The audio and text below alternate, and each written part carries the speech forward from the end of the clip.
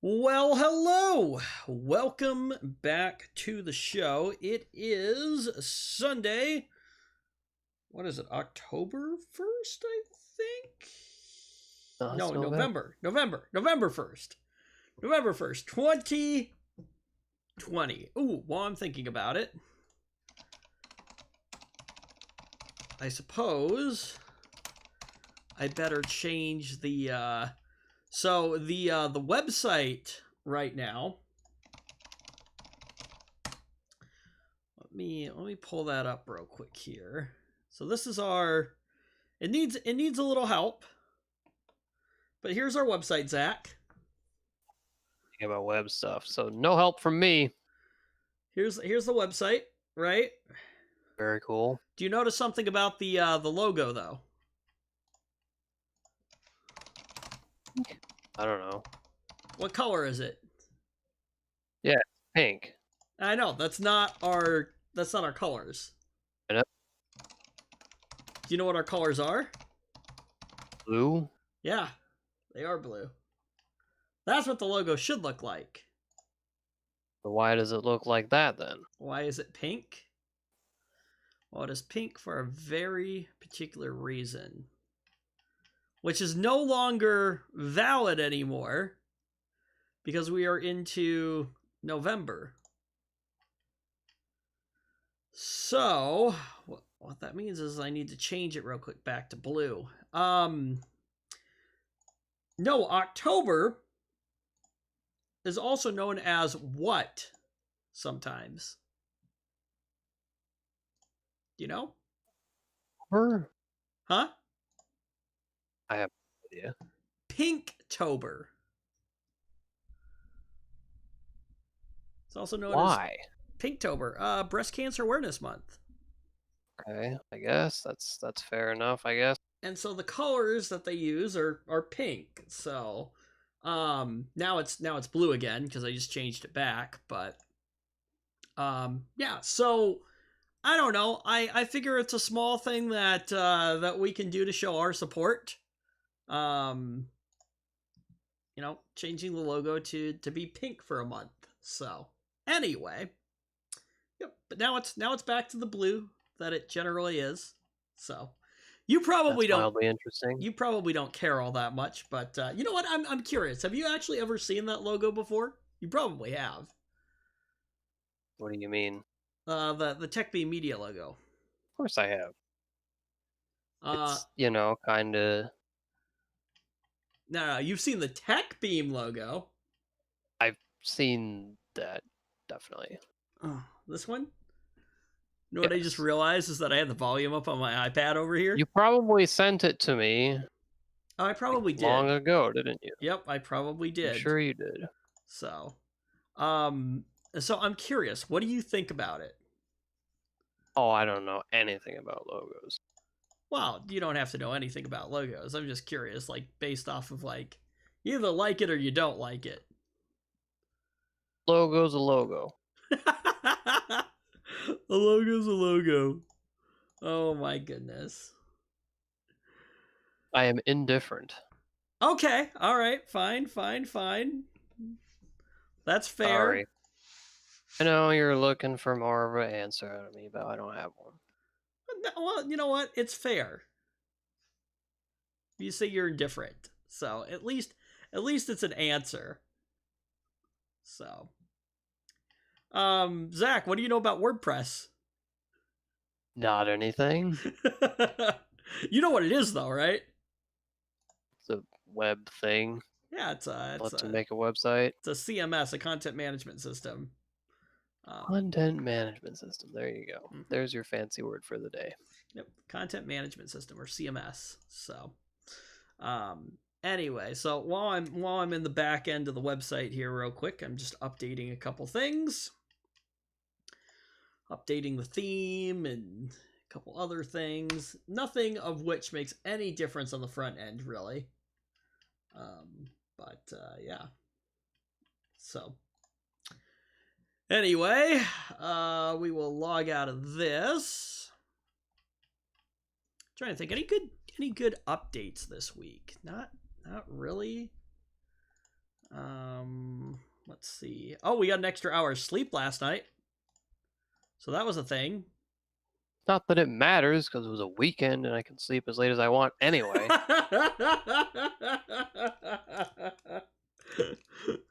That's true, I guess. Would have loved that on a weeknight, but I guess not. So, let's talk about this real quick because it's important and it's coming up. We don't get too political on this show, and we're not going to get very political, but, Zach, what is happening on Tuesday? Well, we're going to find out who wins the election. No, we won't. We won't find out on Tuesday. I guarantee you we will not find out on Tuesday. Well, okay, but Tuesday's election day. Okay, so the next day then. Probably not either. I have a feeling with everything that is going on that it is going to be maybe 2-3 days. So, what are you Oh, eating? I'm sure it'll be fought tooth and nail. What? You can tell I'm eating something? Yeah. That sucks because I'm hungry. I'm just eating some crackers. Oh, it doesn't matter to me. I just heard you. I was like, oh, what are you eating? I'll make a point of not being heard anymore. No, it doesn't bother me. It really doesn't. That's fine. I've just never heard you do that during a show, so I was like, oh, hey, Zach's eating. But no, yeah, I usually do it after. It doesn't bother me. So, what kind of crackers is Zach snacking on? Why do you care? I'm just curious. Wheat Thins. Ooh, Just have a box of them. very healthy option. Or was it just what you happened to pull out of the pantry? I have a stash of snacks in my closet for me, next to my desk. I know. I'm just curious about like different people's tastes and things like that. I mean, Wheat Thins are good.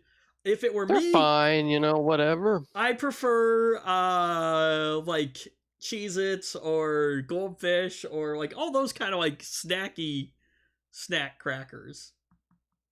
So right. I like those options too,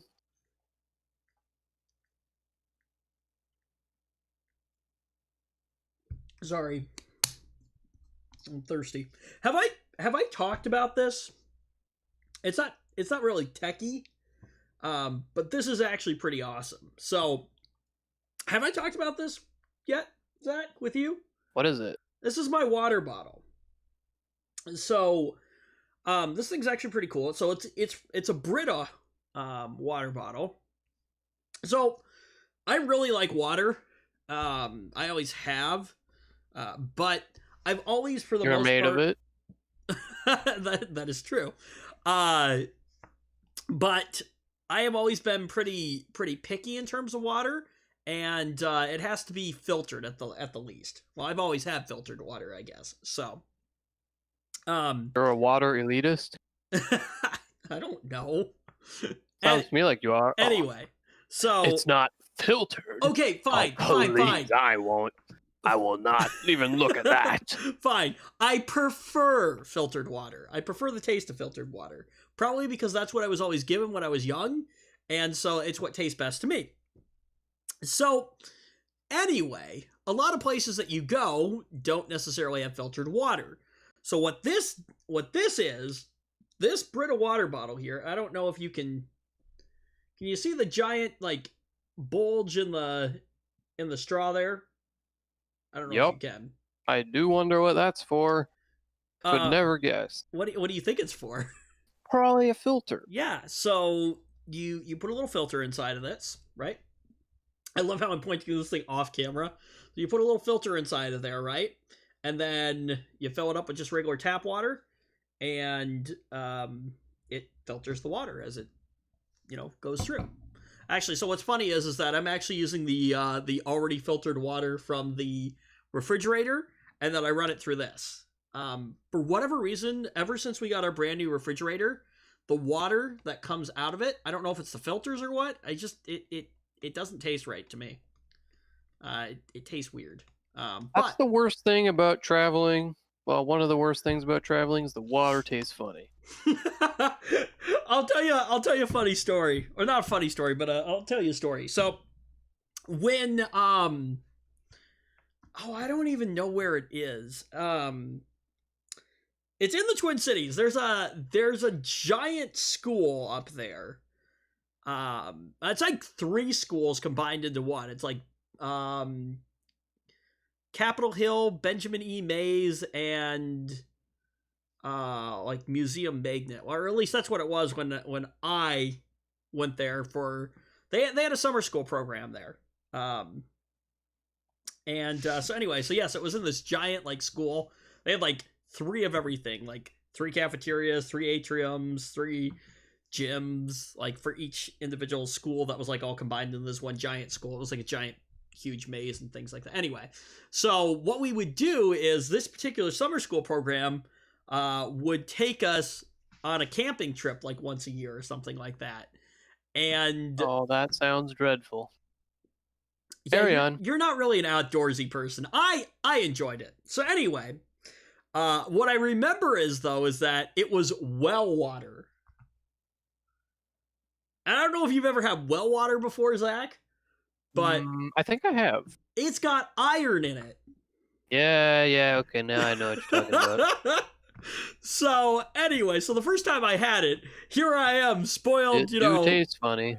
Spoiled kid who's had filtered water all his life. Tasting that was interesting. You get used to it, but anyway, I don't remember if it was like a weekend thing that we would do, or if it was like just like an overnight thing, or what. I can't remember. But anyway, the one thing I remember about it though was the water, and it was what was it? Yeah, it was well water, which had iron in it. So anyway, but yeah, so that was a thing. Yeah, I got sent to church camp too, not. Oh, this was not church camp. This was like summer school thing, but. Oh yeah, I know, but it was. I can't imagine Zach at church camp. It was dreadful. It was absolutely dreadful. Yeah, you're not really the type to go like you're not really an outdoorsy type. You'd much prefer to stay indoors if you can, unless it's skiing, which by the way, skiing season is coming up here. It will happen soon, yes. So, are you ready to get back out on the slopes? Well, the snow that we had didn't stay, so I thought most of these places made their own snow, though. Well, they do, but well, that's probably. Is it still too? You guys have got more snow up there than we have down here, though. Well, we don't really have any anymore. It's all gone. It all already. melted. I woke up a couple days. It's a little early, basically, is what I'm saying. What was it? Last week we had snow, just a little bit, and and now it's gone. So. Yeah, what was it? A couple weeks ago, there was so much. There was like 3 crashes on my way home. You know what? It's like people just forget how to drive. Yeah, exactly. I was gonna say, as soon as the first snowfall hits, like everyone just turns into idiots and forgets how to drive. Apparently. But anyway, yeah. So yeah, I don't know how that happens, but it does. I think it's because we're just I don't know. We're still in summer mode, I guess. Like, yeah. So anyway, shall we take a look at what we've got on the show this week? We perhaps could do that, yeah. Yeah, let's talk about topics real quick. So, Zach, Apple launched something the other day. You know what it was? iPhone. Yeah, it was the iPhone 12. We're going to talk about it's no secret that Apple in the past has locked down certain device or certain components, and now they've taken it another step further. Oh, really? Do tell. I just love to hear what they're going to try to normalize for the rest of the industry. That's just going to be awesome. We'll get to it in a second. AMD, we're going to talk about the Radeon RX 6800 XT. Yes. Some Microsoft news, which I don't have a link to, so I'm gonna have to find that story.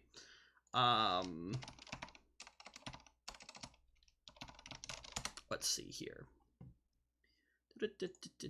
Tech, Microsoft. Let's see here. It has to do with let's see. Basically, Microsoft is going to be like basically turning off Internet Explorer or something like that. Let's see. Where is that story? Microsoft,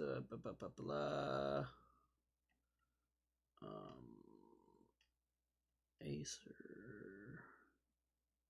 Where is... Huh. This is interesting. Microsoft is letting more employees work from home permanently. As all companies should. Okay. Unfortunately, my employer doesn't think like that. No, your old employer was letting you work from home, though, weren't they? Well, unfortunately, they were also having lots of financial difficulties, weren't they? What was it was like print media, though, wasn't it? That's correct. I mean, print media is something that, is kind of dying. So, in a way, yeah, I guess. Wait, okay, so now that you don't work there anymore, like print media in terms like newspaper printing? Well, my old employer was probably responsible for a lot of spam mail. Oh, yes, I remember. I've also seen massive pallets of things like gift cards and flyers and posters and I don't know. Just imagine a full pallet just stacked full of gift cards taller than probably you could stand. Are you serious? I'm not kidding. Okay. Like, that's a lot of gift cards. That is a lot of gift cards when you consider like a pallet. And we're talking like a forklift pallet. We're talking like a 4x4 pallet or something like that. Or like a 4-foot pallet, right? Yep. Oh, goodness. At my particular entity, we do receive pallets of stuff. And we were attempting to recycle some particular products, right? And anyway, these particular products were something that we were told that the company that we do the recycling with would come pick up, right? Turns out that when they got there, they're like, oh yeah, by the way, these aren't on a pallet, so we can't take them. And so there was a little bit of back and forth with the company, and anyway, the person on the other line apparently told my manager, like, oh, we'll just put them on a 4-foot pallet. Now, the particular items that we were trying to recycle were 8 feet, right? And apparently they told him they'll just stick over the edge a little bit. Oh, no problem. Yeah, a little bit. Yeah, 4 feet. That's just a little bit, apparently. No big deal. Like, oh, I don't know. Anyway, so, yeah, so Microsoft, let's see, what does this say? Microsoft Internet Explorer users may be surprised when they get redirected to Edge next month. Wah. Oh, this is kind of cool. The UK is going to ban sale of carrier-locked phones from December 2021. Good move. And let's see. Google has a VPN that they're starting, and Apple has a secret button. I find it funny, Google making a privacy product. You know what? I didn't even think about that. The company that wants all your data is going to help you keep it safe. Right? Very cool. Thanks, Google. Let's roll the intro. You're right, though. That is funny. Hi, give us all your data. By the way, here's a VPN. It's not free, though. You have to pay for it.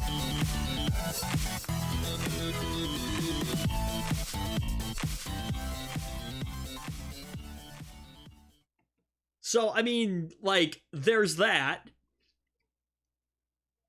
So when it comes down to it, if you think about it, right? They're making money off of it, so it makes sense, I guess. So, but anyway, I would hope that it's a paid product, because if it's not, if you're using a VPN and it's free, then they are definitely harvesting your data, because they're going to make money somehow. Yeah, you shouldn't use a free VPN. Anyway, free VPNs are horrible. So Zach, it is no secret that Apple goes out of their way to lock particular items on devices. By the way, your mic's on if you're curious. So, anyway, that's really annoying. I figured you didn't mean for your mic to be on there, but anyway. So yeah, so it's no secret that Apple locks particular items to the phone. Apple doesn't like you running arbitrary code on your device that you bought and paid for and is now yours. Well, probably the most famous thing that Apple has done is, what is the single item so far, at least, on what did it start with? Do you remember? What are you talking about? Apple started this whole thing with one particular item on their phones. Do you remember what it was? The App Store? I don't know. No. They started locking down specific items, specific components on the phone. But what component did they start this all with? Where did this all begin? I have no idea what you're talking about. It was the home button. The home button, Zach. Okay. I don't know why I said App Store. I thought you were talking about, like... No. We're talking about components. So Apple, right, said, yeah, by the way... Actually, no, what would happen is you take your device to a repair shop, right? And then they replace the screen. And then after software update, a bunch of iPhones started having an issue where they just randomly wouldn't work. And Apple came out and said, oh yeah, that was a bug, right? That's mighty unfortunate. So they fixed the bug, right? But here's the thing. So me as an independent repair shop, right? Cannot, actually, I shouldn't say independent repair shop, because we're not technically an independent repair shop. My entity has multiple locations throughout the country. Anyway, that probably narrows down some of, like, if anyone watching was savvy enough to know, like, what... Anyway, I'm gonna shut up about that now, but anyway. So, yeah, my particular entity, though, we cannot replace the home button. Nobody can except for Apple. So let's say you break your phone, right? And somehow you manage to destroy your home button on your phone. Or you destroy the Face ID on the newer phones, right? You have to go back to Apple, and Apple only, to have them fix that issue, if they'll even fix it at all. Gee, it's just so unfortunate that there's no one else who can do that for you. Okay. But don't worry, we control the price, and we control the price. Is that okay? Okay. All right. Now, see, look, there's pros and cons. Actually, I'd love to get your input on this. Okay, there are pros and cons to both of these things. There are things that Apple can do that I think might mitigate some of the issues here. Here's the thing. Why has Apple decided to do this? What do you think, Zach? What is their reasoning? Money! Actually, no. That's not the answer they're going to give you. So money's out. Oh, of course, they're not going to tell you that. They're money's gonna be like, out. Oh, it's for your security because privacy. There you go. Security. It is a security thing. And look. No, it's not. Well, okay, hang on. Let me play devil's advocate here. Because actually, I am not fully not in favor of this, I guess. Look, I think that it's a good thing that Apple takes security very seriously. And they do. It creates a lot of shenanigans and issues. Look, if you type your passcode in way too many times, your device gets disabled. And there's no way to undisable the device, really. I mean, I suppose you could try going to an Apple store with proof that you actually own the phone, and I'm sure they have some way of undoing the disabling thing. But in our case, most of the time we have to reset people's devices. And if you don't have your stuff backed up, well, you're SOL. So, I mean, there's that. But yeah, so Apple's giant argument for why the home button cannot be replaced by anyone but them is that it's a security thing. And I'm kind of sort of okay with that, but at the same time, too, it's like, if somebody's going to go through the trouble to be an Apple ASP, an AASP, they should maybe have access to that device that allows them to do that. But I think Apple's worry is that that thing is going to get out into the wild or be misused or things like that. Or how about you go through the trouble of, oh, I don't know, pay for their device and own it. Yeah, I don't know if you really... Look, here's the thing. Do you really own your Apple devices, or are you just renting them? Well... Because that's what it seems like these days. That's how Apple wants it to be. That would be like, oh, that would be a dream for any company. Oh, imagine if no one owned anything. And imagine if people only rented everything. Oh, the money. The profits. So here's the thing about this, right? So they started this with the home button. Now, on the newer devices, actually, well, they sent a software update down, apparently, but I think 7s, 8s, things like that, maybe even on the older ones. Then they started doing something with the battery, where if you replace the battery, all of a sudden the battery health monitor in the system just doesn't work anymore. I don't know, that actually might be more of a software hardware thing where the two things have to talk back to each other. But on the newer devices, like the X's and the 11s, if you replace the battery in them, you'll get a wonderful message afterwards if you're not using, even if you are using a genuine Apple battery, I believe, that says, hey, by the way, yeah, an unauthorized third party has replaced your battery and your phone.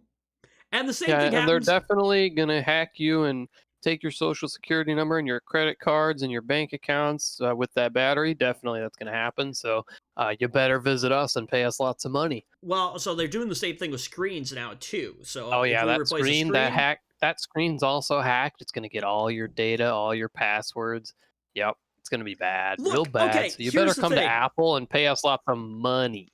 We like money. I can see this being a good thing in one situation only, and that is that if you are purchasing a device secondhand, it may tell you that a device has been serviced before, without having to open it up. But a service history for a device can exist without this. That's probably true. It's 100% true. But anyway, so like there are solutions to these problems that don't involve being a corporate jerk. Yeah, well, we'll get into that in a second. Let's get into the article here. So Apple's latest iPhone 12 smartphone appears to be even more difficult for third-party companies to repair, according to a report. Oh, it's just going to get worse every generation, I'm sure. Yeah, according to a report from iFixit, specifically, the new phone appears to run into issues if a user replaces the... You ready for this? What? The camera module! Why? Which renders the cameras almost totally unusable. Very cool, Apple. Very cool. It's for your security. Oh, it's for your security that we need to make more money, okay? It's just for your security. Your privacy. The issue was first spotted by YouTuber Hugh Jeffries. And he doesn't appear to be strictly hardware related. It doesn't actually appear to be strictly a hardware related problem either. As iFixit's teardown notes, the iPhone 12 is actually a relatively good device when it comes to disassembly and replacement of various key parts. But should you actually swap a camera module from one iPhone 12 to another? What appears that the phone will reject the replacement part, with iFixit describing issues with the ultra-wide camera, and general issues of unresponsiveness. The iPhone 12 marks the first iPhone to have these problems. Previous models allowed for replacement cameras with no issues, and even the iPhone 12 Pro appears to work completely fine. It's not clear whether this is a one-off glitch or some specific quirk of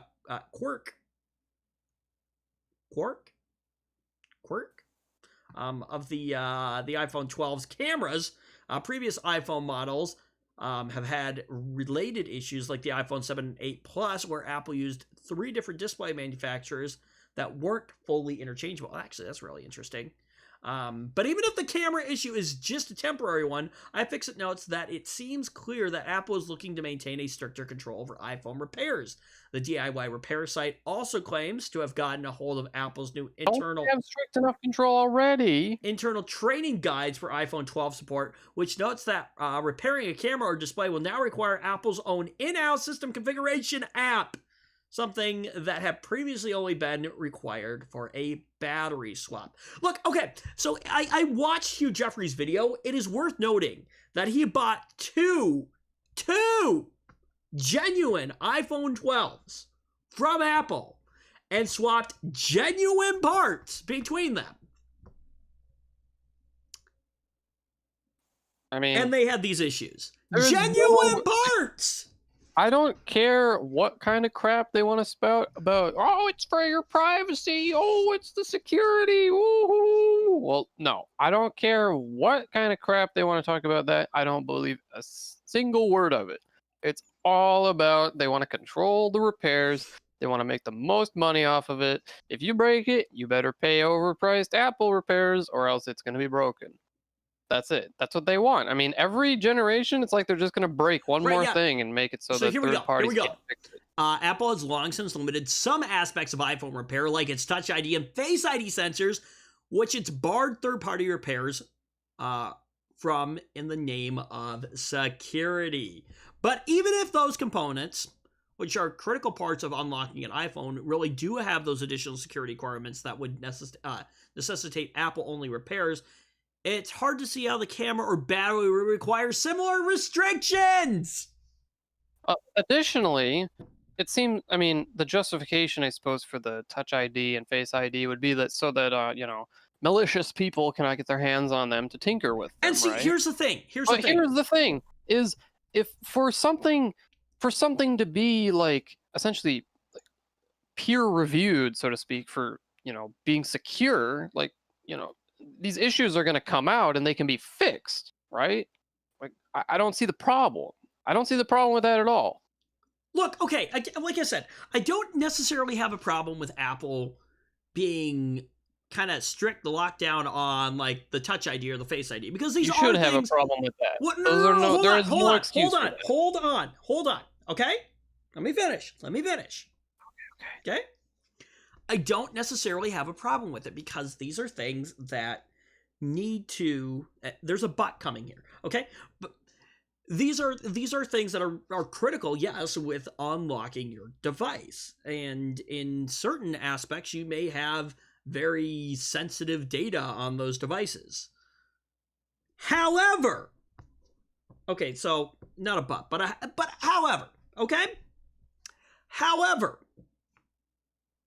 again, I think that it is perfectly acceptable for a repair shop to go through specific training with Apple, which is probably going to be some convoluted thing, but even still, that certifies them like you would if you were an Apple authorized service provider to perform that repair. So the fact that it's an Apple only thing, that's where I have an issue with it. The fact that they take security seriously about it, that I don't necessarily have an issue with. It's the fact, though, that they could handle that totally differently. I don't think there's any excuse for that whatsoever, because allowing those components to be, to be looked at and tinkered with, that can only yield good results. Issues are going to come up when that happens, and then they're going to be fixed. There's nothing wrong with that at all.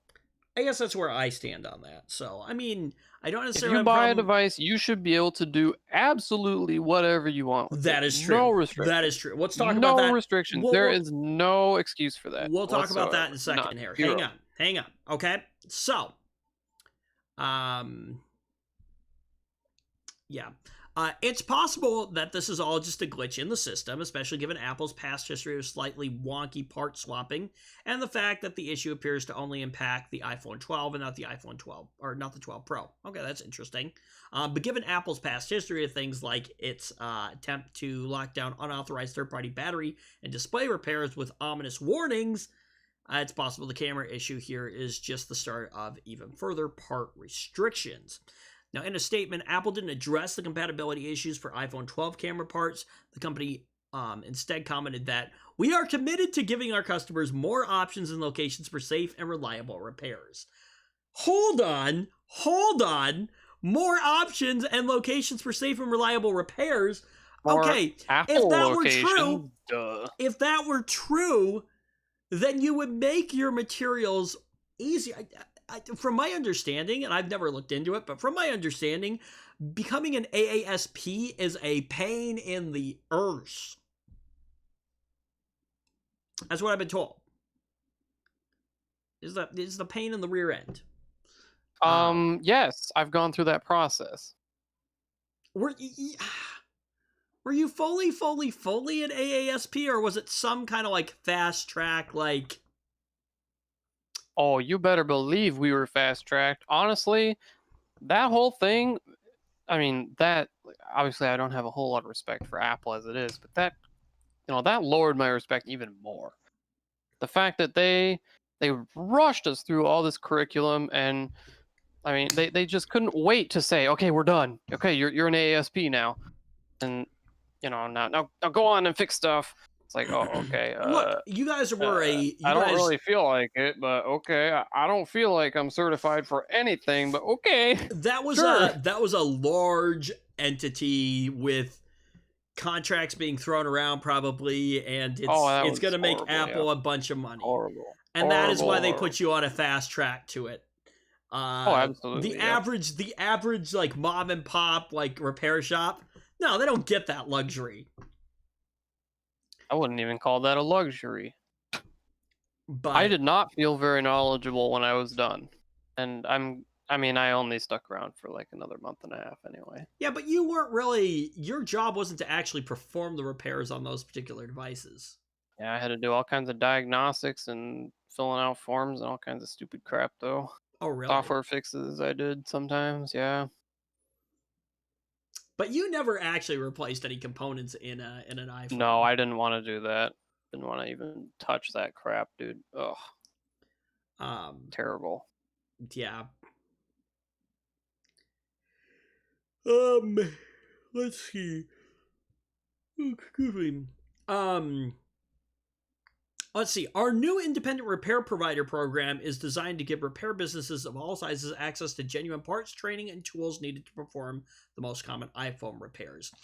But you can't perform all the repairs, and you also have to collect a bunch of customer information, and you can't keep parts on hand, so you have to order them, which takes like 2 to 3 weeks or something like that. Oh, and that lowers the quality of the experience. Exactly. For the customer. So like, let's say you're a customer, right? You want to get your iPhone fixed. Well, obviously your phone's pretty important to you, so you don't want to wait around for weeks for some shop to order parts. So you're going to go to Apple, because Apple's the only company that's allowed to keep the parts on hand. Or an independent repair shop that has some of those parts on hand. But look, I can't tell you the number of people that come in. That's another way that Apple is, screwing the competition, basically. Look, to be able to take a device, right? And so if somebody brings me an iPhone, right? We can, and the most common repair is going to be a screen or a battery. We can do a battery swap. You have some of those parts. Yeah, we have batteries on hand, we have screens on hand. I can perform a battery swap at about, on older devices, maybe 10 minutes. 5-10 minutes. Depends on how It depends on how cooperative the adhesive strips are inside of the phone. And then sometimes we just blow the phone up by accident. Whoops. Actually, okay, I didn't blow that phone up. It still worked. But anyway. I've definitely been more cautious when I've been pulling batteries out of phones lately. So anyway. But no, yeah, so older devices, as long as the adhesive strips cooperate with me, 5-10 minutes to do a battery swap.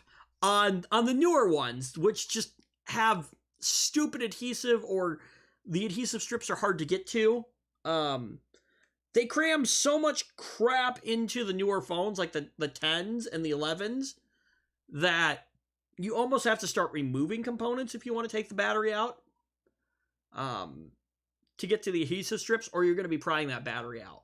And even if you do remove those components, the adhesive strips are just going to break on you anyways, probably.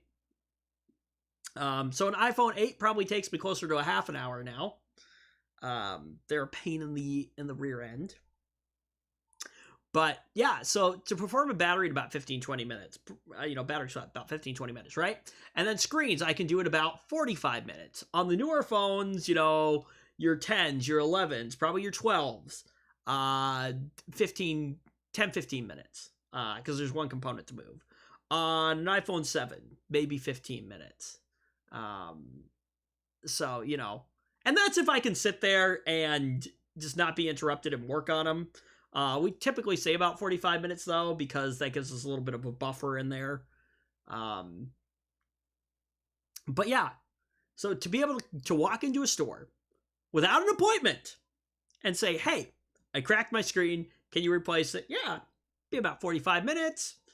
They may run some errands, they may go get some food, something like that, and then come back and have their device ready to go.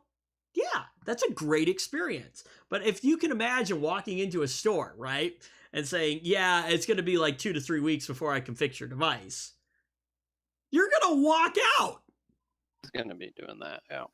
And that's exactly what Apple wants. You're going to walk out, and our independent repair provider program is designed to give repair businesses of all sizes access to genuine parts. Okay, yes, it does that. Training tools needed to perform the most common iPhone repairs. Yeah, I'm sure.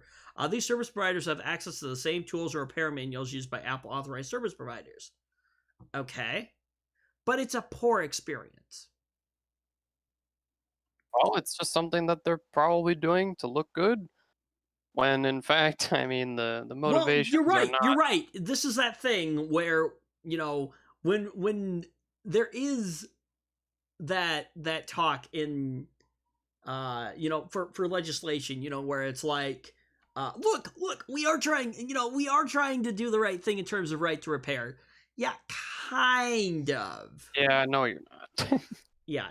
Look, here's what I think. I think that manufacturers should be required to sell freely to anyone who wants to buy any component that they could possibly need to purchase. Well, then you know what people need to do is... What do people need to do then? Well, first off, people need to stop buying Apple products or products from companies that employ these types of behaviors. What, like every company that makes a smartphone? Yeah, pretty much. You know what, though? Okay, so, we give a lot of flack to a lot of companies. And Samsung, yeah, is kind of going down this path a little bit from what my understanding is. Oh, Samsung are the worst. They make fun of Apple when they do something stupid and anti-consumer, then they do it themselves. And look, they all do it. You're right. Horrible. You're right. Actually, yeah, Samsung aren't the only company that work like that. But I think Samsung has a little bit better partnership with repair shops and things like that, where look at Apple, look at how anti-consumer they are. They're not your friend. We would never do that, not until next generation anyway. But you can, if you know where to go, you actually can buy genuine service packs of Samsung devices. A genuine Samsung manufactured screen and frame as one device. Or as one component, I mean. They are out there.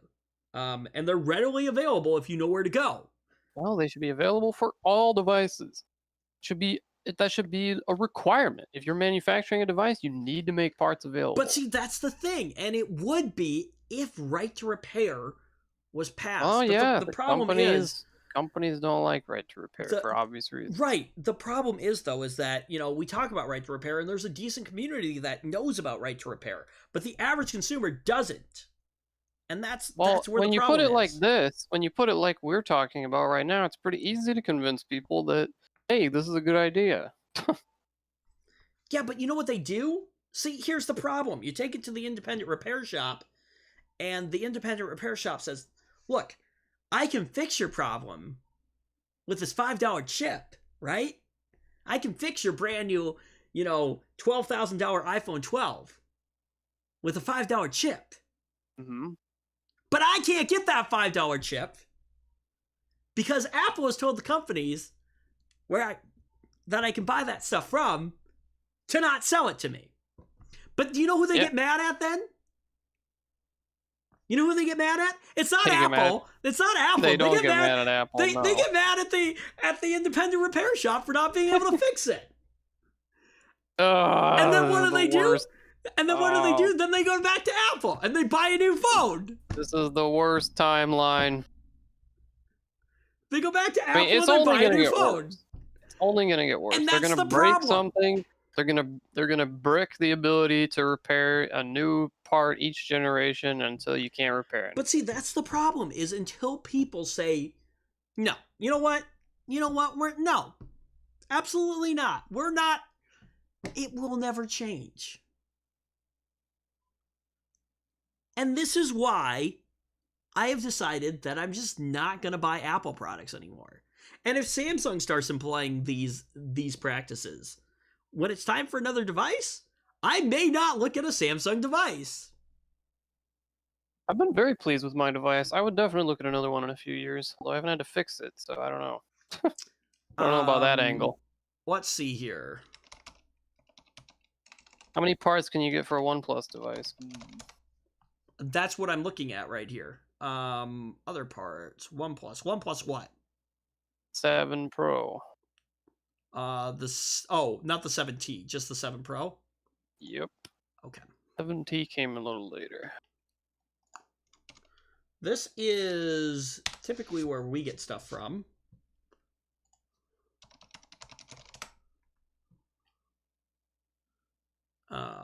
That's probably my preferred vendor to go through. Oh, so you can get some stuff. Quite expensive. I mean, the most common thing is probably going to be your screen. There's another company that we can get stuff from sometimes. Oh, okay. So what I'm seeing is here is, and you have to look at some things here too. So if we're looking at, at least there's some stuff available. If you're going for the LCD assembly without the frame, that's always going to be cheaper. There's going to be more work involved with it, but it's always going to be cheaper. Obviously, if you're buying a whole frame together and things like that, which honestly, yeah, you're spending a lot more. That's but pretty expensive. Like, if my phone broke like in a year from now, or like say, and it costs that much to fix it, gosh, I mean. Those parts will probably come down a little bit in price. I suppose they would, but I mean, if that's how much it was, I would really be thinking about, like, is it even worth it? I don't know. Well, okay, so let's take this, right? Let's say that we buy a whole frame, right? Let me just take a look at this, right? I don't know. It's whatever. No. I'll just not break it. Well, no, I'm curious actually. Okay. Okay. So let's say we were gonna go with the whole frame, right? So we take the price of the part plus, a little bit for shipping, plus my labor, and I would probably do that device for about $320. Everything said and done. Parts and labor. Yeah, that's not cheap. It is not cheap. If we're just buying a screen, just the the panel for it, I would probably go somewhere in like the 240 range. That's not really cheap either. 240, 250 range, right? So, well, you know what? Let's take a look and see how. So But really, ultimately, it just is important that there are parts. If I look at the Galaxy S9, and that aren't like programmed to break if you fix them. It's funny. Thanks. So the Galaxy S9 for the OLED, oh, that's an OEM poll one too. Are actually a little bit cheaper than the parts for your phone, but let's see. They're probably more common. Well, that is true too. Be something to do with it. I mean, they probably make a lot more of those. The OnePlus 8 Do you have Pro. an S9 or Plus? No, the S9. Okay. For the OnePlus 8 Pro, the screen is about that same cost as what it is for yours. So. For the OnePlus 8, I would not buy one of those because they decided they had a great thing going with the pop-up camera, right? Because I don't use the pop-up, the front camera at all. I'd rather have it not in my face, right? You know, there's just screen, right? But now they did a hole punch. And I'm like, come on. You had a good thing going and you ruined it. Not that I was thinking about getting the 8, but you know, whatever. I'm hoping that by the time I'm thinking about a new phone, they'll have under the display front cameras, so I won't have to worry about a hole punch, you know. I'm just looking, yeah, so the iPhone 12, I mean, there's not really a ton of parts in stock for them yet. It's quite new, so we can give them that. Yeah. But again, the iPhones are literally programmed to break if you fix them, so... You know, again, you're probably not going to run into that with most Android phones. Whoa! Okay. Horrible. Ugh. Horrible. How much for just the screen, for the super high quality here? I'm looking at one website right here, right? Any guesses as to how much the screen costs? Super high quality what? It's an OLED screen digitizer assembly with frame for the iPhone 12. $500. Oh gosh, no, not quite that much. Oh, okay. I was thinking Apple price, you know. I don't know. Now keep in mind, Zach, that's just for the part. Right there. That's quite a bit. Yep. $300. Oof. The whole point of me sending it in the chat was so that you would look at it, not say it. Anyway, okay. What? What? I don't understand the problem. I mean, it's like insider information, basically. How much a screen costs? Well. Oh no, insider information. You know, when you think about that, right? You know, how much that part cost me. You know, I don't typically just tell somebody how much a part costs. So. You just gave me an example where you might tell someone that it costs a $5 chip to fix their phone. Yeah, I guess you're right. That was more of a metaphor of, you know, I can buy this really cheap little, you know, component, right? And fix your device for, I don't know, I guess it's, anyway. As long as you don't give out the websites that I gave you there, because those really are kind of our little, like, internal secrets, right? I mean, I feel that, like, I will do what you ask, but I feel that anyone who really wanted to know could find that information. They could. But I'm not. Look, here's the thing. That is my livelihood. It's how I make my money, and I don't want to. As much as I love right to repair, and I am in support of right to repair, I'm not just freely going to give away my sources. You can do your own research. There's plenty of information out there. It's not like these sites can't be found. So, and there are plenty of people who are willing to share that information. Me, I'm not. So, anyway. Moving on. Another big topic here. I don't know if you've been following this, Zach. The AMD Radeon RX 6800 XT. I have been, and we have... Go! What? Hit me. Wow, hold on. Okay, first of all, I don't even have the article pulled up, so forgive me. But they announced what did they announce? Was it the 6900 XT or just the 6900? It was the XT, wasn't it? Well, there you go. Okay. So the There's the 6900 article. XT, they announced this. Let me click here first. Hopefully there's charts on here because I already kind of forgot. Some. Oh, thank goodness. All right, Yep. great. So AMD wants to compete with the RTX 3090 for $500 less, and they want to compete with the RTX 3080 for $50 less. I guess it remains to be seen what they're going to try to do against the RTX 3070, but I mean, okay, so well, we've got charts for. Yeah, hang on. We'll look at the charts for the 6900. We'll look at the charts in a second here. Hang on. Well, I'm saving these real quick so I can pull them up. How much memory does the 6900 XT have? I forget already. I wasn't thinking about buying that one, so I didn't remember. Let's see. Okay, here we go. Hold on. Let me pull these up here. Get rid of that. Hopefully these are in order. Maybe they're not. Let's see. There you go. Okay. Which one do you want first? Well, the 6800 XT is at the top, so we'll go with that, I guess.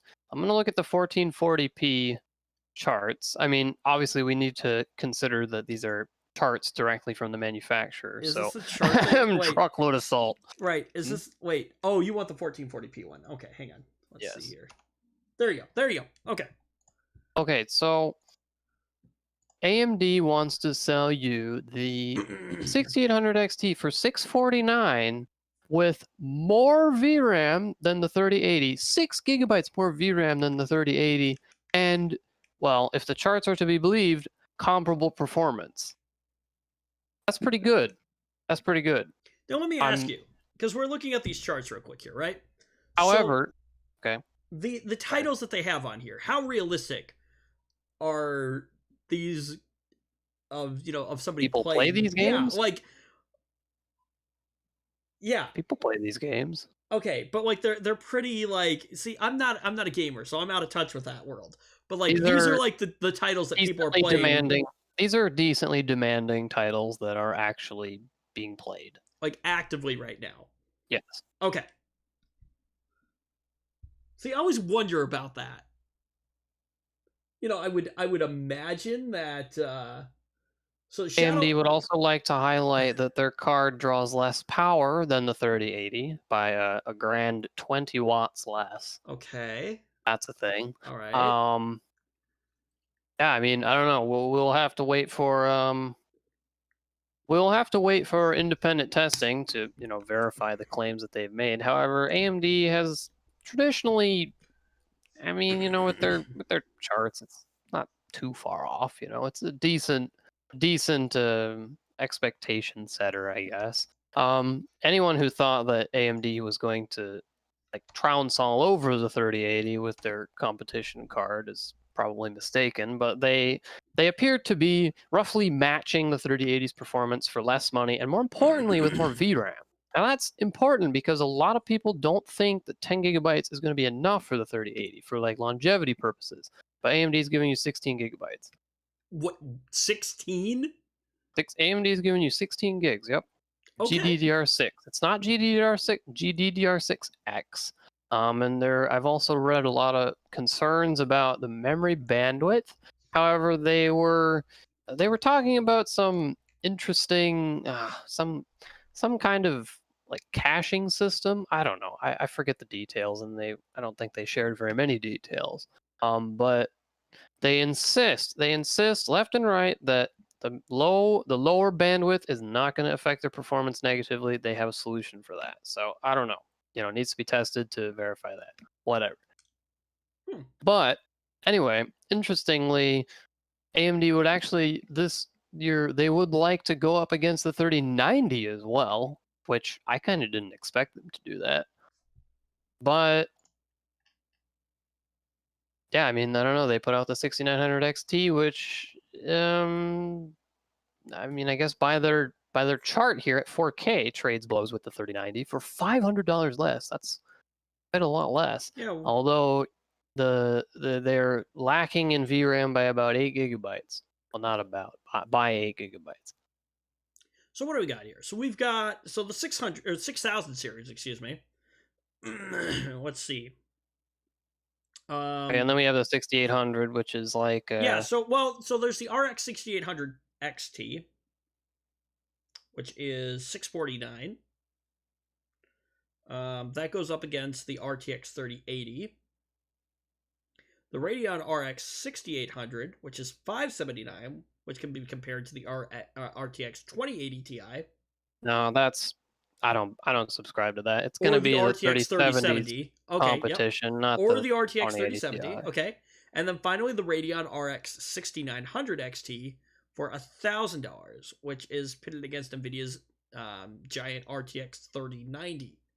Oh yeah, smart access memory. That's what they're talking about. That's what they want you to Is that like Optane, but like for the graphics cards here? No. I don't know what it is, to be honest. They also have this thing called rage mode. I don't know what that does. I don't know, but there is something interesting about these tables, right? These charts. I forget which one was which, but one or several of these charts are with Ryzen 5000 CPUs, and some of them aren't. Additionally, AMD wants to compare the 6900 XT with rage mode and smart access memory turned on against the 3090. But for example, with the 6800 XT, it turns both of those off, presumably, since those options are not marked on the charts. Why is that? It seems to me like they might have, done a little bit of selection, like, hey, we can show, like, obviously they're going to show their card in the best light, right? But like, interesting.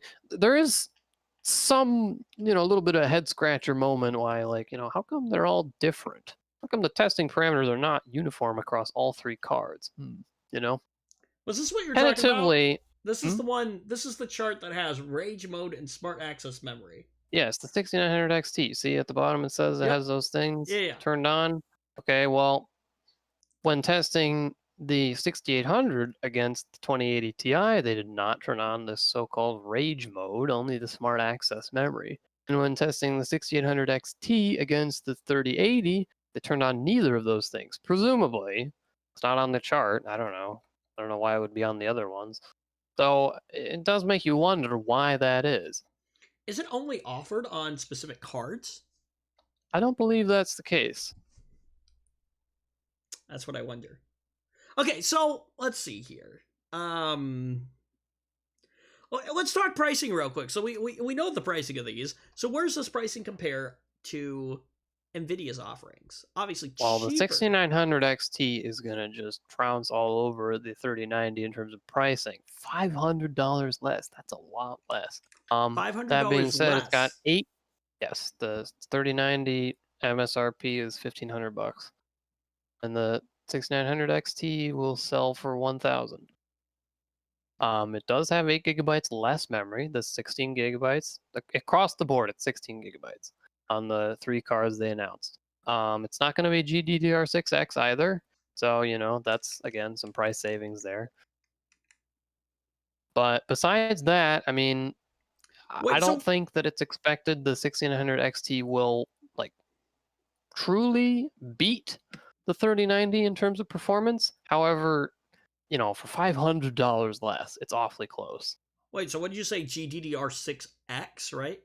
NVIDIA is using GDDR6X on the 3080 and these are only using 3090. GDDR6. So I guess what is that? Yes.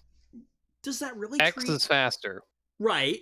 Does that really? Well, I guess you said that higher memory bandwidth. Yeah. However, AMD thinks that you don't have to worry about that because they have smart access memory, whatever that means. It's supposed to alleviate concerns about that. It remains to be seen how exactly that will pan out. But these cards have more VRAM also, don't they? Right? The 6900 XT does not. It has less. However, the other two do have significantly more. The 3070, if I remember correctly, is only an 8 GB card. That means its competition has twice the VRAM.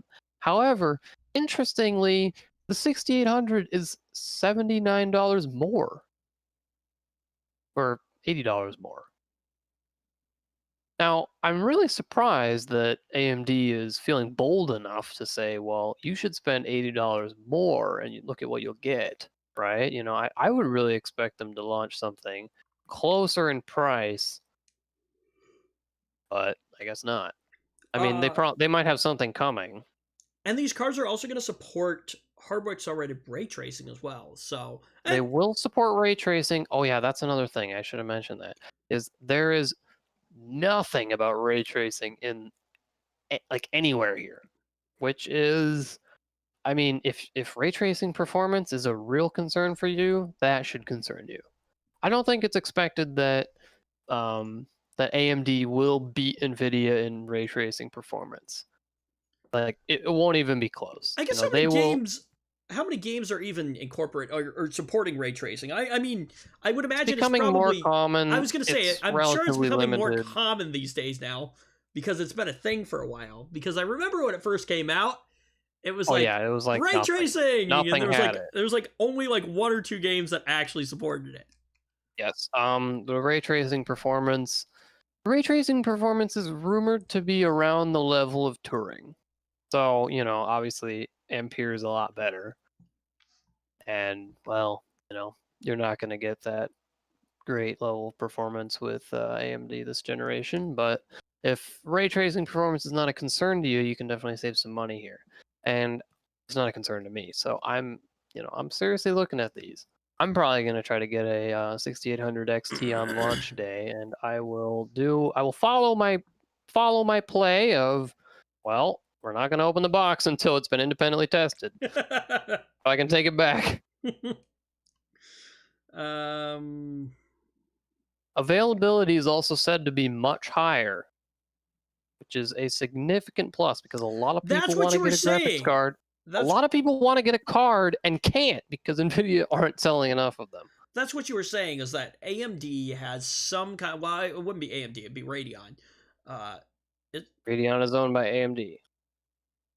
You're right. They used to be separate. See, this is where I always get confused. They used to be separate. Radeon companies. Used to be owned by ATI. Yes. Yep. Okay. Yep. Mm-hmm. Yeah, because if you look at older Radeon cards, they've got ATI on them. You're right. Yep. Okay. Yep. Mm-hmm. Yep. I always forget that little part of the history and things like that. But yeah, you know, I think I remember you saying, like, what was it last week, that AMD is saying that they have something figured out in their logistics system where they're going to have a large availability of cards on launch day. Yes. So. Yes. They intend to sell much, much more on launch day. And that's good because I really want to get one. It's like, I want to get a card. I want to get a new card. I've had my card for 5 years. I'm ready for a new card. Let's do this. Let's get it done. I don't want to sit here and just fuss over it forever. I just want to get a card. You know, if you go AMD, you'll be a fully Team Red system. I will. Be interesting. You know, look, I think I'm sticking Team Green. You know, NVENC... Just wait for them to be independently tested before you draw conclusions. Well, okay, but see, here's the thing. NVENC is a great thing for me. The ability to render or encode directly on the graphics card is a nice feature, and it's something. You think AMD can't do that? I thought it wasn't offered, at least not using NVENC. Well, yeah, that's because NVENC is a thing made by NVIDIA. Oh, so what is the? I don't know what AMD's equivalent is. However, I guarantee it exists. Okay. See, that being said, we can talk about the software stack that's associated with these cards, and it's probably going to be less robust than NVIDIA. Look, see, here's the thing, though. So I stream out of OBS. NVIDIA has cool things like DLSS on offer. They have that, what is that? That RTX voice thing. I don't know if anybody uses that. I forgot about that. It's mostly DLSS and well, mostly DLSS and ray tracing. They have those two, like, software features that AMD is going to DLSS. have to compete with. You're not talking about dynamic linked library, are you? DLSS. No, I'm not. Oh, that's DLL. Yes. I'm DLSS is I'm mixing my terms around. Neural network powered upscaling thingy. I'm mixing my terms around is what's happening. Yes, you are. Yeah, remember, I'm a software guy. Oh, whatever.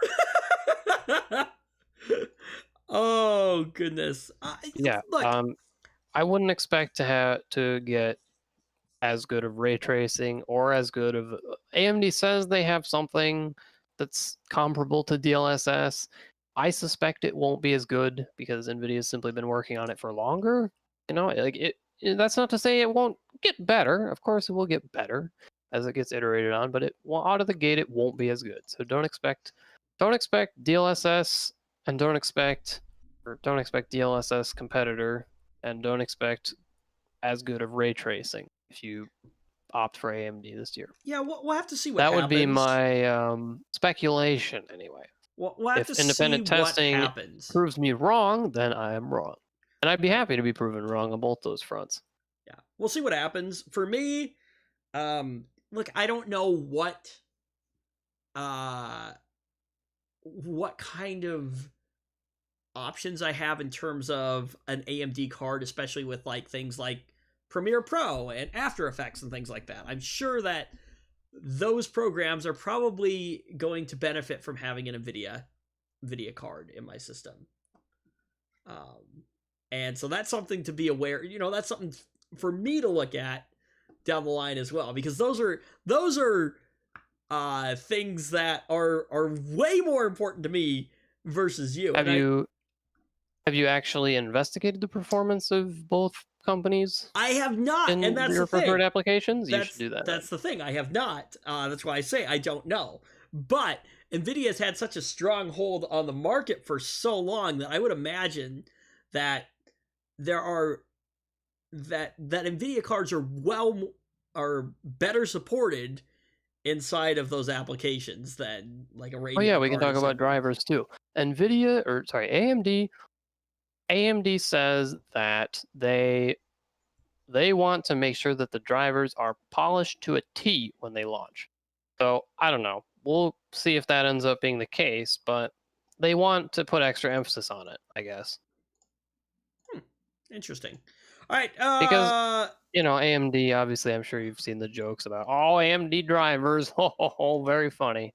So AMD wants to distance itself from further jokes about their drivers and show everybody that those jokes are wrong and that's the past, and AMD now. Hey, you know what? Great. You know what? They still have better. They still have better driver support.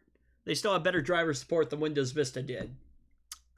Hey, okay, but got Windows Vista is an operating system and AMD is a hardware manufacturer. I think you're talking like apples to oranges here. A little bit, but like, yeah, I guess you're right. Okay, fine. Yeah. Look, I can respect that you really just wanted to diss Microsoft. I don't know. Well, that's okay. That's okay because we're going to. By the way, those cards are available on the 18th, so a couple weeks out. Yep, I'm gonna try to order one. So hopefully. Anyway, I couldn't get my hands on a 3080. Maybe better.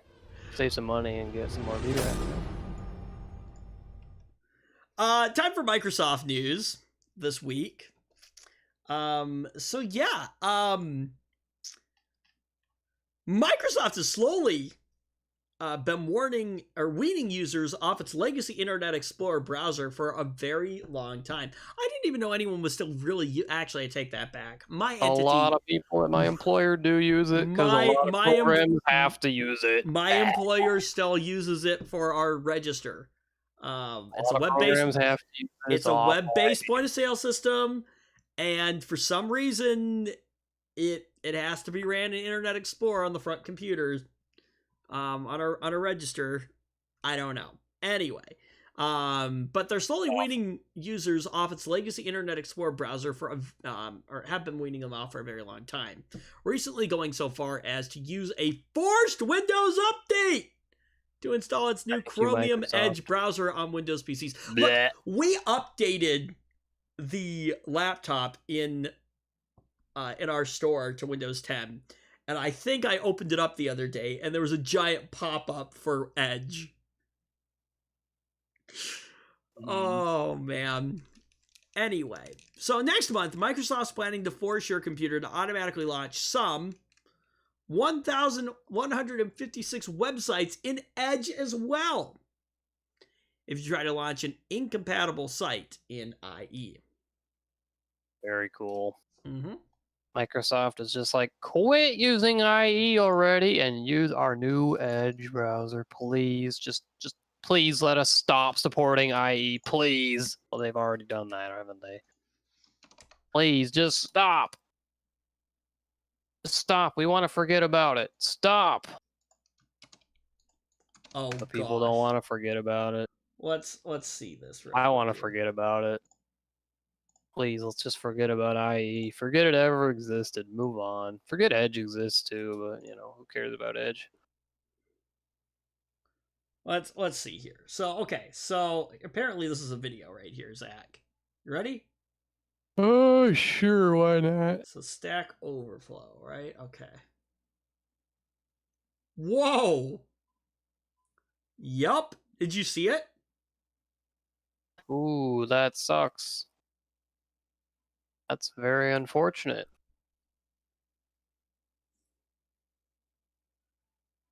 Dang. Seems...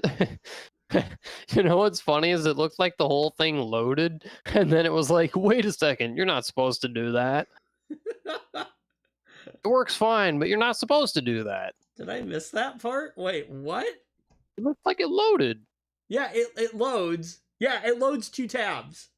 And then on the second tab it says, this website you were trying to reach doesn't work. And it seems to me like it worked. No. Oh, it opened an Edge. Oh. Yep. Wow, that's awful. And I guarantee it works fine. They're just decapping it, so you have to use their new trash. Look, I wonder... Good thing I don't use any Microsoft web browsers. I wonder how trash it really is, though, since it is based on Google Chrome. I don't care. They can never shake the image of it being trash from my brain. You know what's funny, though, is that... Never. It just goes to show that Microsoft is incapable of building a good web browser. Because Except for that time when they owned the web browser market. Yeah, but that's because they forced it onto your computer and there was nothing else. It still doesn't make it a good web browser. That's like saying that Apple's made the best phone in the world, right? Best smartphone in the world. Well, yeah, that was true for a while until other manufacturers came out. Well, yeah, for a time, Apple made like the only one too, didn't they? Kind of. I mean, BlackBerry was a thing, but... Oh, good joke. When we technically it was a smartphone. Look, when we look back though, when we think about what a smartphone is these days, yes, you're right. Apple for a time really only had the only real legitimate, the proper smartphone. When you think about it though, the first couple iPhones, I think, or at least first variations of iOS, didn't have an app store on them. Do you know that? I didn't know that. Did not have such a device. You know what Steve Jobs' idea was? Oh, great! I'm sure it was horrible. He didn't believe in this idea of an app store ecosystem thing. He believed that developers could build apps for it, but they were all going to be web-based. Okay. And then they basically load in frames or something like that. You hit a button and it would load, but it would still it would be all web-based apparently. That was the idea. So, yeah. That's awful. Yikes. But you know, it kind of reminds me of some of the crap going on with the game streaming services that are going around right now. Like Microsoft's got Stadia one, and and Amazon's got one, and Google's got one. They've all got one, right? Well, Apple doesn't like those. Apple doesn't like those services to be able to run on their devices. So developers have resorted to making them web apps to work on Apple devices. oh god. Doesn't that Well, just like I think make you Apple giggle? has like its own like gaming platform, but it's like for like all like Yes, because Apple it's controls mobile the only gaming. way. Mobile gaming is what it Because is. Apple controls the only way to get apps on your iPhone. Yeah. Anyway, so there's a lot of big name sites on the automatically launch in Edge list, including Facebook, Instagram, Twitter, YouTube, and a number of Google products, Microsoft Teams, This and is quite a awful. few banks and other big brands. According to a Microsoft FAQ, the change will roll out in Microsoft Edge version 87, which is set to arrive the week of November 19th, and that Edge will automatically try to migrate your browsing data from IE unless you uncheck a box. Oh, I'm sure that will go really well. I was there just won't thinking, be any problems. I was just gonna say that. I'm sure that's gonna go totally fine. There won't be any problems with that. No, Because, sir. Microsoft is just the company that, deleted your data randomly by accident. Oops. Didn't mean to do that, though. Yeah. Given that older versions of Internet Explorer have been the bane of web developers for a very long time, and given that even generous estimates suggest Internet Explorer accounts for no more than 5% of today's web traffic, this isn't a particularly frustrating move. Okay, well this is the editor writing this here. Get rid of IE. They say put it that out of its misery. They say that personally they haven't touched Internet Explorer in years, and are happy to hear that it might become less of a security risk. I didn't know it was a security risk. Anything that ancient's probably a security risk. That's probably true. So, anyway. IE sucks. What to Look, do? I don't necessarily have a problem with Microsoft wanting to push people and end of life Internet Explorer, but the tactics that they use Trying to take that into their own hands, though, that's gonna be the tactics that They're they gonna use make to do problems it out of that. are not Like, websites should just stop supporting it. That's what should happen. That'll get people to and you know switch what, over. there are plenty of websites that do with older versions of Internet Explorer. Oh, great. Keep it up. Keep the trend going, then. But anyway, Zach, the UK is going to ban the sale of carrier-locked phones from December 2021. Finally a good idea. The UK's communication regulator, Ofcom, is banning phone carriers from selling locked headsets starting in December 2021 to make it easier for people to switch providers. The watchdog has announced. Good idea. This is a great idea. Let's have that here. I don't think it's gonna have that here. I don't think it's gonna happen here. No, it's probably not. It's probably not gonna happen here. Here's the problem with this, though. So the best you can do is choose not to purchase a locked phone. Here's the problem with that, though. Even if you buy, well, you can ask your carrier to unlock your device, and some carriers will, right? Here's some of the issues we run into, though, that I wonder about. Dumb thing, like does a completely arbitrary restriction just put in place. Here's the thing, though. I can see some complications. I don't know about in the UK, but at least I know in the United States, we have a little thing called CDMA and GSM. And they are not compatible with each other. Most phones support both, no? That I don't know. So if you buy an unlocked device, they should have both antennas in them. But I don't know if that's a thing by default, or if specific phones develop, or, that you're going to pick up from your carriers are only going to have one set of antennas in them. I think that might be a thing. Which could make could cause some problems here. And if that's the case, then you would have to get manufacturers on board with supplying both antennas in devices then at that point. Oh, good. Let's do that, because locked phones are dumb. Let's just end that concept. You know, your phone doesn't even use doesn't even actually use cellular towers to make phone calls, does it? Well, it does, yes. Well, What do you mean? It It does voice over LTE. Yeah, but it's not like, well, I don't know. Maybe that's how my phone works too. I don't know. Anyway, never mind. I don't know where I was going with that, but anyway. Yeah. Probably not, because I know that when I got it activated, I had to activate that like special provision, or else it wouldn't work. Right.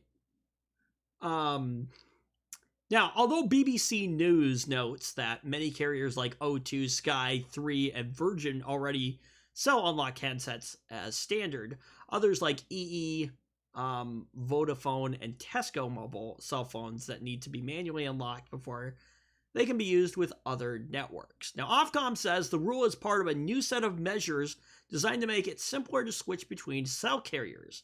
According to its research, over a third of people who decided against switching said they were put off by having to unlock their phone first. Unlocking a phone cost around €10 or $13 in the country, the regulator says, and the process can often cause problems like delays or loss of service. Okay. Carriers who currently sell locked handsets have said they'll follow the rules. Vodafone told BBC News that it is ready to implement these changes when they come into force, and BT subsidiary EE said that it will work with Ofcom to comply with its guidelines. Can you imagine if the U.S. government, like the FCC, if the U.S. did that? Like, can you imagine if the FCC said, "Hey, Verizon, you're gonna have to do this thing"? Like, we would never be reading stories like this where Verizon would be like, "Yeah, totally cool with it, ready to go." That would never happen. The new rules about phone unlocking are just one of the measures Ofcom is announcing. New rules going into effect in June 2022 require companies to provide a summary of the main terms of a contract before someone signs up. And in December 2021, companies will also have to communicate its accessible formats like Braille when asked. Oh, okay. Interesting. Seems that's a problem with that. Yeah, Ofcom says it is also working to make it easier to switch between different broadband networks like OpenReach and Virgin Media. Some good ideas here, but things that are never going to happen in the United States. Oh, absolutely not. Not a chance. Yeah, no, I can't imagine the FCC saying, "Hey, the FCC's in telecom companies' pockets." Right, yeah. I can't see them saying, "Hey, by the way, all devices are going to have to be unlocked." And then they would absolutely riot. And then watching them, they'd probably come up with horrible corporate excuses like, "Oh, this will be bad because of competition. It'll be bad for competition. Oh, the consumers, think of the consumers." Blah, blah, blah, blah, blah. Stupid. So stupid. Right. While the UK's regulator is banning the sale of locked handsets, the practice is still relatively common in the US when buying devices directly from carriers. However, as in the UK, it's possible to unlock most phones to use them on other networks. Let's see. So Digital Trends has a guide that talks about how to do this with each carrier, with things that range from simple to a little laborious. Meanwhile, in Canada, cell phones have had to be sold unlocked since December 2017. Interesting. Let's see. I'm curious about this real quick here. How to unlock a phone on every carrier in 2020. Verizon. Despite not doing so previously, Verizon now unlocks its devices, but in fairness, it only does so for a short time. According to Verizon's policy, newly purchased devices will be locked to Verizon's network for 60 days after purchase. This brief period of locking helps to mitigate theft and other fraudulent activity. I can actually maybe see that. Apparently, and really, you shouldn't need to unlock a phone in this time period anyway, so it's unlikely to affect most people. The rule applies to both postpaid and prepaid devices, and the lock will be automatically removed after the 60 days are up. This likely means that, unlike most other carriers, there isn't really a list of criteria to unlock your phone. Okay, that's actually something that I maybe didn't actually expect.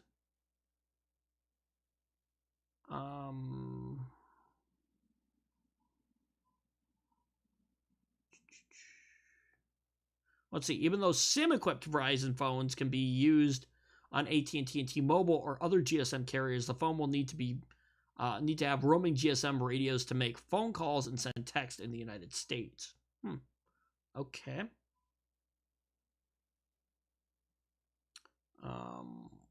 Let's see. AT&T, you need to jump through a few more hoops. It's still not a difficult process to complete. The device in question must work on AT&T's networks, or presumably if you're buying it from AT&T, I would imagine. Can you imagine you buy a phone from AT&T and it doesn't work on AT&T's networks? Actually, oh, I'm sorry. You're right. They're right here. I'm sorry. They're right. You can buy a phone from AT&T's network, or from AT&T, and it may very well not work on AT&T.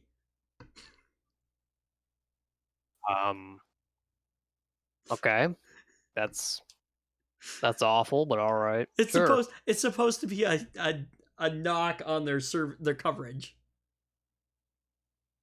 Oh, okay. Wait, hang on. Wait, hang on. AT&T, Zach. What's AT&T? I've never heard of AT&T before. Trash company. I don't know. Anyway, so the device in question must work on AT&T's networks. If you're a current customer, your current contract or installment plan must be fully paid off. If not, pay off your plan earlier and then wait 24 hours before making a request. It must not have been reported lost or stolen or involved in fraud. Okay. It must be attached to an account with good standing. It must not be active on a different AT&T customer's account. It must have been active for at least 60 days with no past due or unpaid balance. If you've upgraded early, you must wait for the 14 days. Let's see, 30 days for business customers.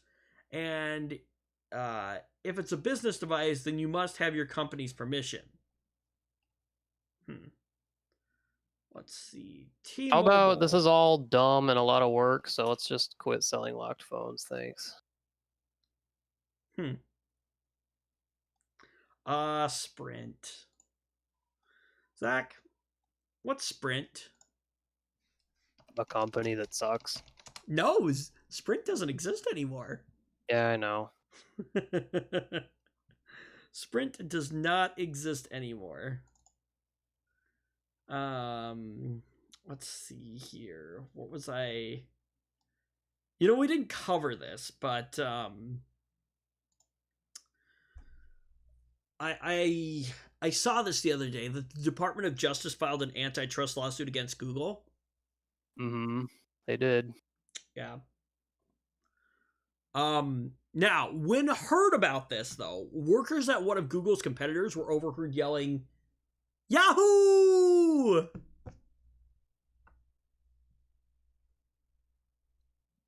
Please see yourself out.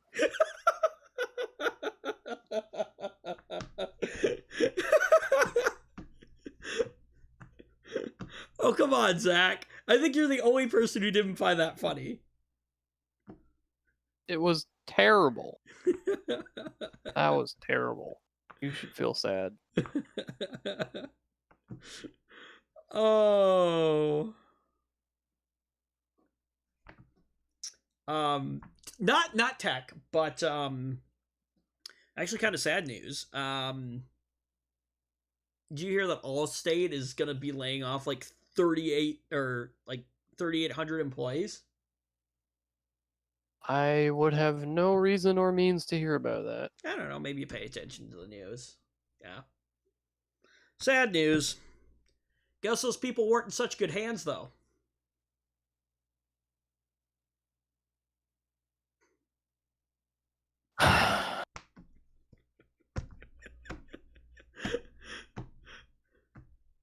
You're just not like a joke person, are you? That's not good. That was not good. I thought it was pretty good. Of course I get it. Of course I get it. Come on. If you're into health trends, this is really weird, but apparently cow hugging is a thing now. Huh? Yeah, it's a new wellness trend. Wellness trend? Yeah, cow hugging. Is that exactly what it sounds like? Yeah, I guess you go hug a cow. I don't know. What benefits are derived from that? I don't know, but it's utterly ridiculous if you ask me.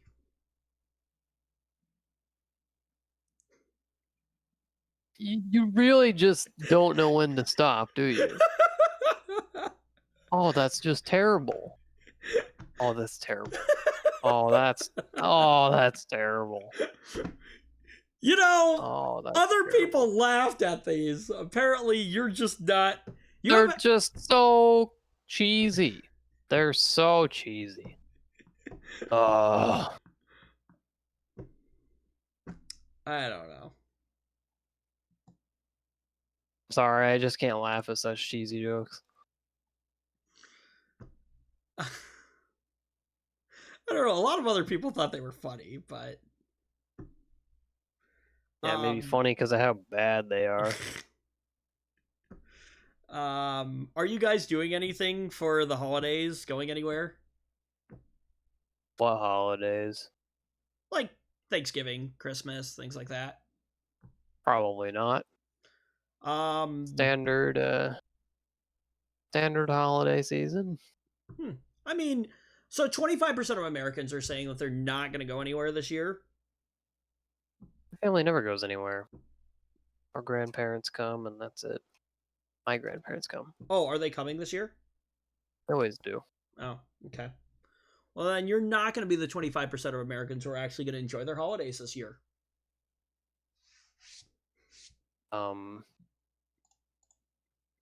Is it the case that I can only enjoy them if I travel? No, the theory is, right, that 25% of Americans are not going to be going anywhere for gatherings this year. I maybe left that part out. Okay. Which means that only 25% of Americans are actually going to enjoy the holidays because they don't have to deal with the in-laws. Oh, look. Are we done yet? We're done. Okay. God. I thought you might actually laugh at the you know what? Let's laugh at something. I can't relate to that one, unfortunately. Let's laugh at something comical. Fortunately. Let's actually laugh at something comical, and that is Google's VPN service. Oh God, yeah. Okay. the company, based on taking over the world, is now going to protect you with its own VPN. Protect you from who? Google? Oh, okay. There are any number of VPN services out there. We're Google, and we can protect you from Google harvesting your data. Oh, okay. Hey, thanks, Google. it can't be any worse than NordVPN. Yeah, the one that got him. Anyway, yeah. So there are any number of VPN services out there that you can use to help protect your privacy and security, unless it's NordVPN, with an encrypted internet connection. And now Google has its own. Well, actually, okay, apparently, technically, it already did, because, but apparently it was only for Google Fi customers. Or Google Fi cellular subscribers, excuse me, on Android smartphones. But now the company is announcing that it'll throw in its, an Android-based VPN free of charge to any 2 terabyte Google One Cloud storage subscriber in the US, and will expand to iOS, Windows, and Mac in other countries in the coming months. Okay, interesting. So you'll need to be on the 2 terabyte Google One plan, which costs Well, how much is that? Costs $9.99 a month, or $99 per year. Oof. Yeah, but I mean, you get a lot of other things. So you get 2 terabytes worth of like storage as well with that. That wouldn't do anybody any good if they just wanted a VPN service. Well, yeah, that's true. So it's not exactly a free VPN. If it was free, it wouldn't even be worth 2 seconds to look at it. Let's see. A new VPN is just the latest way that Google's trying to sweeten its cloud storage offering. There you go. Trying to bundle more in to make you. There you go. Yep. Okay. I see why now. This is interesting. Apple added a secret button to your iPhone, and you may not have even noticed. Let's see. So, with the release of iOS 14, the latest version of its iPhone software, it includes a feature called Backtap. Backtap adds a fascinating new button to your phone that blurs the lines between hardware and software. Backtap turns the entire back of the iPhone into a giant touch-sensitive button that you can double or triple tap to trigger specific functions on your phone. That's neat. It is kind of neat. There's a good chance that you haven't noticed it yet. Apple slipped the settings for Backtap into its accessory menu. We have a guy at work that actually does have an iPhone. I should steal that from him. Not steal it. Newest one? Huh? Newest one? No, he's got like one of the like 10s or something like that. Oh, I thought that was only on the new one.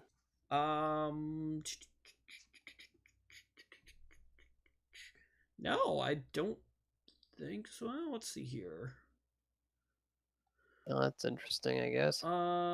Its intended purpose is to give users more options for interacting with the device. Okay.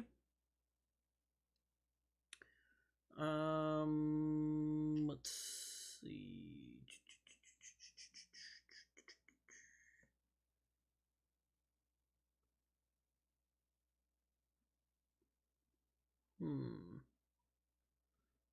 Level of control that almost unheard of for iOS devices. Yeah, imagine if Apple let you remap the side button for Siri and Apple Pay on the iPhone 12 to say, I don't know, launch the Google Assistant. That'd be a neat trick. Oh, but you can't do what you want with your thing. No way. Well, you can't remap the... Actually, I think you can. Now you can, on the newer devices. I was going to say the Bigsby button. I wonder. Hey, Bigsby. Go away. Hello, my name is Bixby. I suck and I'm useless.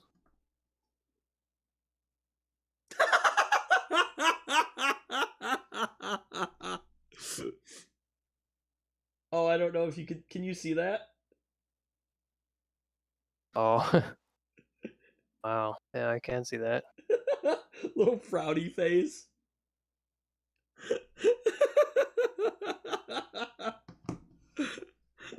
That was actually kind of funny.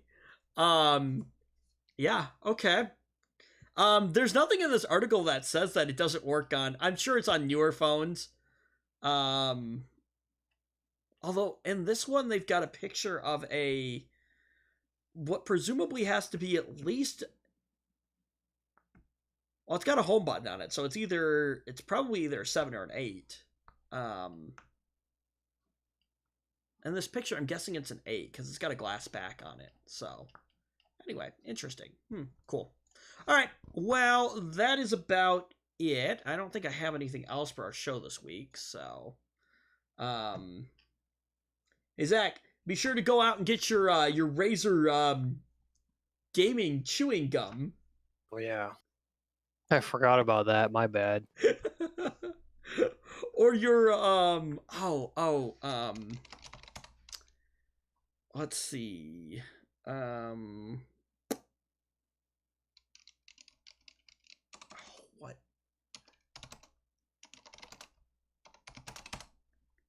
Let's see. I wonder. Let's see. Protected, connected in the game. Let's see. Gamer gum. Product Oh yeah. review. Terrible, terrible, terrible idea. Oh, here it is. It is available now, apparently. Here you go. Here you go, Zach. Hang on.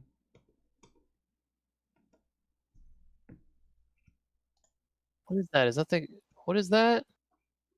Can't see it. It's too small. Make the window bigger. I don't want to because it was too many clicks to make it smaller again. Is that the Gamer UPS? That is the Gamer UPS. Oh, nice.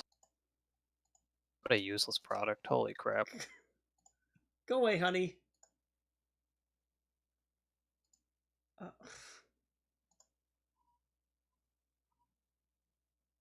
Drop list this item, get price drop.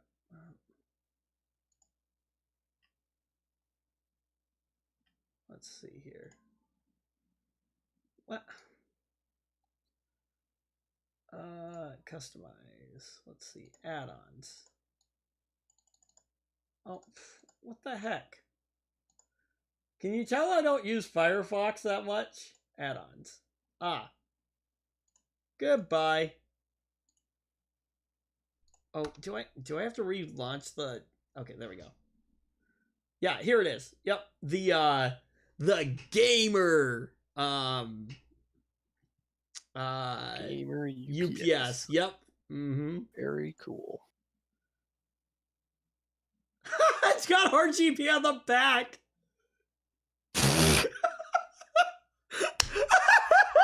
For what purpose? I don't know. So you can see what you're plugging into it in the back. RGB. Let's see. Battery surge, battery. So 1, 2, 3, 4, 5. So 6 outlets that are able to be used on the battery backup. Useless product is useless. $259.99, Zach. Woo-hoo-hoo. That's a lot of money for a Gamer UPS. Only 2 left in stock, but more are on the way. Do not worry. Oh, wow, I guess they're quite popular, huh? Oh, Don't worry. Man. No, I was just so worried I wouldn't be able to get a Gamer UPS, but I guess it's worrying for nothing. If I'm looking at the prices of some of these other ones, though, but do they have RGB? Nope. Oh, actually, this one's like $100 cheaper, something like that. So, okay. I wasn't actually expecting it to be like available yet. So, anyway. All right. Well, that's all I've got for this week. So, thank you for joining us. If you like the show, thumbs up. If you didn't, thumbs down. Get subscribed down below if you haven't done that already. And we should see you next week here on The Ram Show. Goodbye.